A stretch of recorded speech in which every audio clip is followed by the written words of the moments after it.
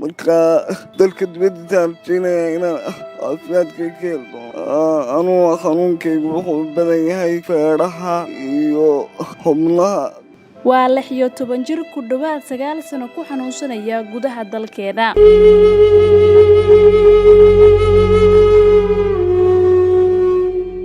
waxaa maanta idaacadda danan ee magaalada muqdisho la keenay dhibane cabdicasiis maxamed mire iyadoona uu la socday walaalkiis oo aan waxba dhaamin.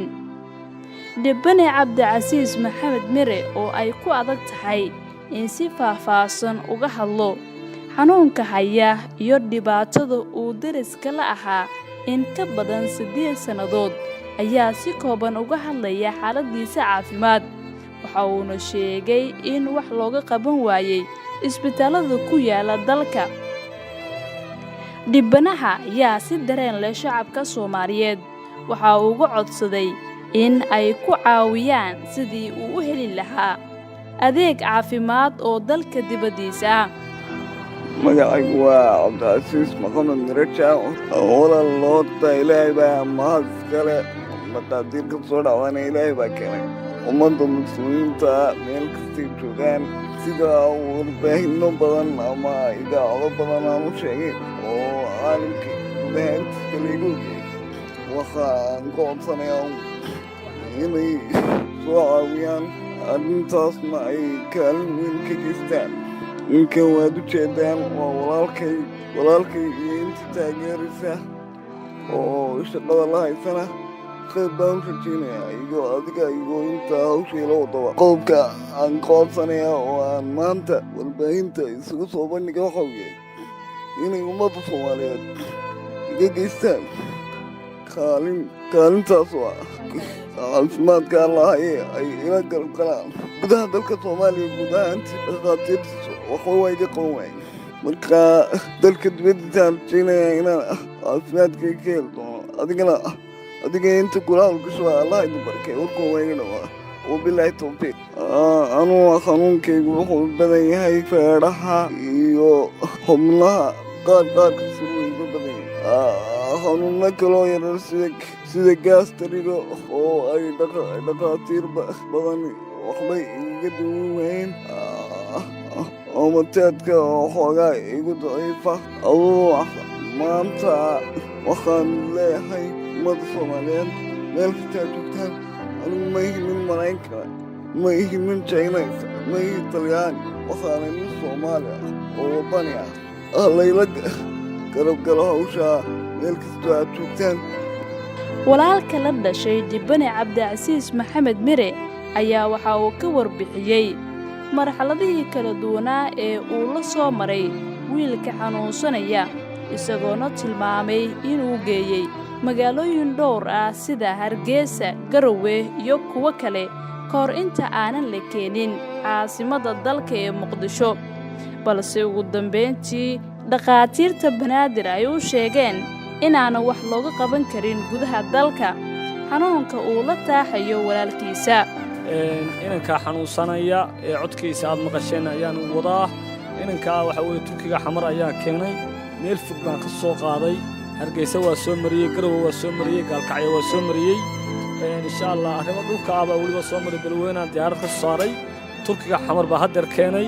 Turkiga xamar wuxuu yiri inankaas ma ku baaray oo iskaad mariyay qayb neefayaasha ka mid ah oo qaybta maskaxda ee xagga dareemayaasha ayaa xididda ah ayaa ninka taagan.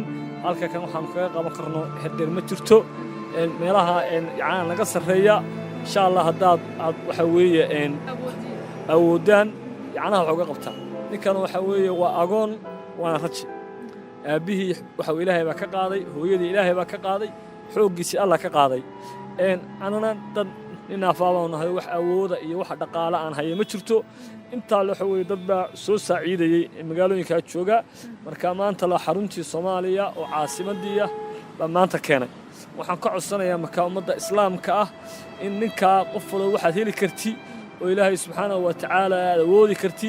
sababta keentay in ummadda Soomaaliyeed caawinaad uu u weydiiyo walaalkiis ayuu ku sheegay in dhibanaha ay geeriyoodeen hooyadiis iyo aabihiis intaba dhibanaha oo xanuunsanaya misna aad u yar.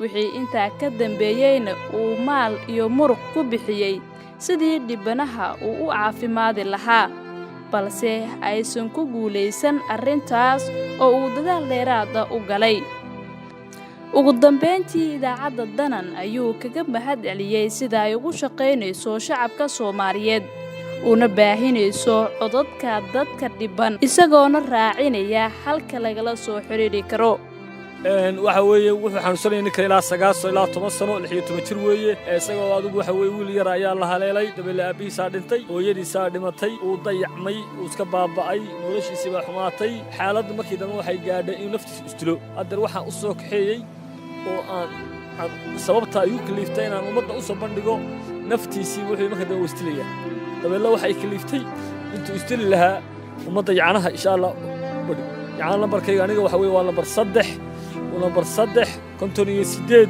تدواتني 6 61 أنا نمبر كي والله بر 3 كنتوني 8 تدواتني 6 يعني 61 وحوي سي وناكسن بالي سو دوي شغاله إذا عض ayaanumi وحوي xubnihi waa wadaama la jooga wiilkii ay arkeen sawirkiisii way ka qaadeen waa u jeedaan aad iyo aad baan ugu mahad celinayaa waxa weeye idaacadda shaqaalaheeda agaasimayaasheeda xubnaheeda iyo dhammaan shaqaalaha u joogaba waxa Ilaahay u baryaala in Allah ka dhigo kuwa barakaysan oo nabadgeliyo Allah siiyay oo khayr Allah siiyay oo caruurtooda caafiyay oo waalidkood caafiyay ummadda dadweynaha u shaqeynaya wax wanaagsan mooyaan wax xun Ilaahay ugu keenay aad korteynaya shaqaalaha Dhibane Cabdicasiis Maxamed Mire ayaa ku rajaweyn inuu helo garab istaag uu ka codsaday cid waliba oo awooda inay caawiso ummadda Soomaaliyeed ayaa ah ummad ku wanaagsan isku damqashada iyo iscaawinta iyadoona laga tusaale qaadan karo warbixinaha idaacadda danan ee magaalada Muqdisho ka diyaarisay